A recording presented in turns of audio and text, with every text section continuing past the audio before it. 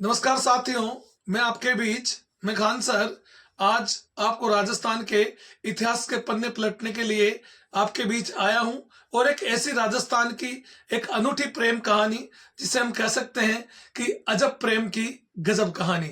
ये कहानी है जालोर के शासक कानरदेव चौहान के राजकुमार वीरमदेव की और दिल्ली के सुल्तान यानी सुल्तान ए सानी सिकंदर ए सानी जो अपने आप को कहते हैं, जिसका नाम है अलाउद्दीन खिलजी। अलाउद्दीन खिलजी की पुत्री फिरोजा।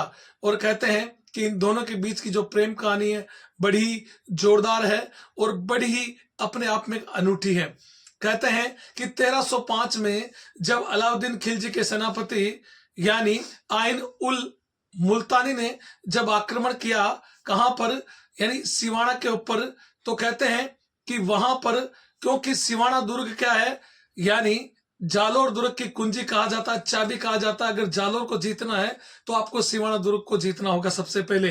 और कहते हैं कि जब घेर लिया जाता है जालोर को, सिवाना को, तो उसी बीच यानी आइन ए मुल्तानी समझाते हैं, किसको समझाइश करते हैं, किसको, यानी कानरदेव चौहान को, कि अलाउद्दीन खिलजी से लड़ने से कोई फायदा नहीं है, इससे अच्छा कि आप उसकी अधीनता स्वीकार कर लो। और कहते हैं कि वो मान जाते हैं और आइन ए मुल्तानी उनको दिल्ली दरबार में लेकर हाजिर होता है अलाउद्दीन खिलजी के साथ सामने, किनको, कानरदेव चौहान सोनगरा और वीरमदेव को।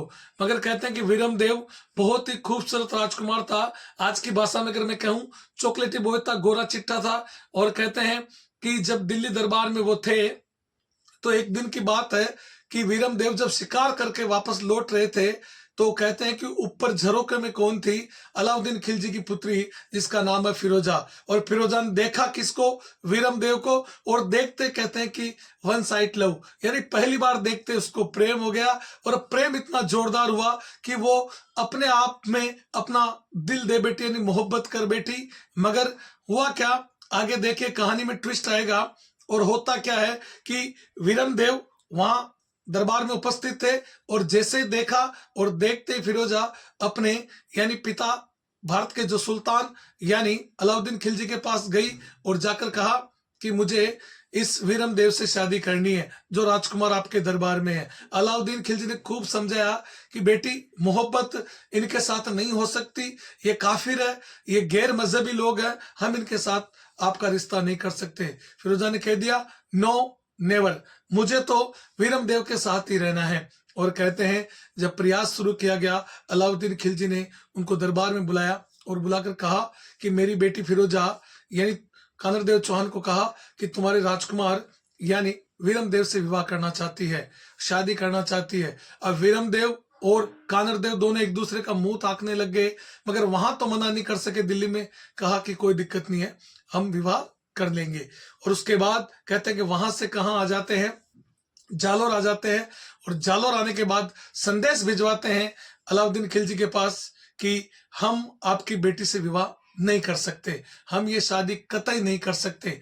और जब ये संदेश पहुंचाया जाता है तो कहते हैं कि अलाउद्दीन खिलजी आता है विशाल सेना लेकर और सिवाना पर आक्रमण कर देता है और सिवाना का नाम जीत लेता है और सिवाना का नाम खैराबाद कर देता है। उसके बाद 1308 की बात है, 1311 में अलाउद्दीन खिलजी का सेनापति कमालुद्दीन गुर्ग वो आक्रमण करता है कानरदेव चौहान पर। और कहते हैं कि आक्रमण करने से पहले फिरोजा कहते हैं कि कहां पर आई थी, जालोर आई थी। और जालोर आकर किससे बात की थी, वीरमदेव से बात की थी कि मैं आपसे शादी करना चाहती हूँ, मेरे पिताजी भी यानी मेरे जो सुल्तान है पापा वो भी राजी है और आप इस बात को मान जाओ। कहते हैं कि कवि है राजस्थान का, उसका नाम तो कहीं मिलता नहीं है, मगर एक अतिशयोक्ति वर्णन है। फिरोजा को क्या जवाब दिया वीरमदेव ने कि मामा लाजे भाटिया कुल लाजे चौहान, मामा लाजे भाटिया कुल लाजे चौहान, मैं जो पढ़नू तुरकणी पश्चिम उगे भाण। यानी अगर मैं आपसे विवाह करता हूं तो मेरा जो मामा है यानी भाटी जैसलमेर के, वो उनको अपमान, उनका कुल लाजेगा, इनका उनके कुल में अपमान होगा। और अगर मैं चौहान सोनगरा क्या थे, चौहान थे, अगर मैं आपसे विवाह करूं तो मेरा कुल लज्जित होगा। और अगर मैं आपसे विवाह करूंगा तो यानी उस दिन समझ लेना कि सूर्य पश्चिम से उगेगा पूर्व से नहीं उगेगा। मगर कहते हैं कि मोहब्बत में लव यानी लव एंड वॉर में सब जायज है, मगर कहते हैं वो नहीं माना। और उसके बाद कहते हैं कि आक्रमण होता है 1311 में, और यानी अलाउद्दीन खिलजी का अटैक होता है, और कानर देव चौहान के जो भतीजे होते हैं सातल देव और सोमदेव लड़ते हुए वीर गति को प्राप्त होते हैं। मगर कहते हैं एक घायल सैनिक के विश्वासघात के कारण, यानी वही जो राजस्थान के इतिहास में होता आया है जिसे हम कहते हैं साका, यानी राजपूत पुरुष केसरिया, राजपूत वीर योद्धा केसरिया पगड़ी धारण करके जय भवानी के नारे लगाते हुए, यानी मरने मारने के लिए जो युद्ध लड़ते हैं उसे कहते हैं केसरिया। जब राजपूतों को कहीं जीत की उम्मीद नजर नहीं आए तो वो केसरिया करते हैं, और महिलाएं अपनी आन बान शान की रक्षा के लिए जोहर करती है। और ये जालोर का पहला साका होता है किसके काल में, कानर देव चौहान के काल में। और कहते हैं कि इस युद्ध में बड़ी वीरता और बड़ी बहादुरी के साथ लड़ता हुआ कौन मारा जाता है, वीरमदेव मारा जाता है। मगर कहते हैं जब अलाउद्दीन खिलजी की सेना अभियान के लिए तैयार थी तो ऐसा कहा फिरोजा ने कि आप यानी वीरमदेव को जिंदा पकड़कर लाना, अगर जिंदा नहीं मिले तो उसकी बॉडी यानी उसकी लाश जरूर लेकर आना।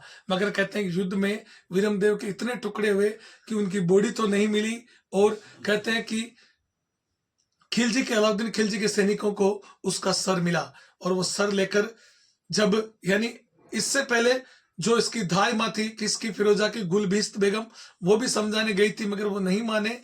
और कहते हैं कि जब सिर लेकर गए तो कहते हैं कि वहां सिर लेकर जब फिरोजा ने कहा कि कम से कम मैं इसको अपनी आंखों में भर दूं, इसके चेहरे को कम से कम इसकी सूरत तो देख सकूं, जिंदा रहा तो मेरे पास नहीं आया, मरने के बाद इसका शरीर आया तो मैं इसे देख सकूं। और कहते हैं कि जैसे ही पर्दा हटाया गया सर गर्दन से, सिर कटे हुए सिर से, कहते हैं कि फिरोजा जिधर जाए सिर घूम जाता है, फिरोजा जिधर जाए देखने के लिए सिर घूम जाता है। और कहते हैं कि एंड में फिरोजा यानी उस कटे हुए सर के साथ यमुना में छलांग लगा लेती है और अपने प्राण त्याग देती है। तो इतिहास में ऐसी बहुत सी अनूठी बातें आपको जानकारी मिलेगी, और आप जुड़े रहें मेरे चैनल के साथ। जीके फंडा बाय अनीस खान, और आपका प्रेम और स्नेह बनाए रखें। जय हिंद।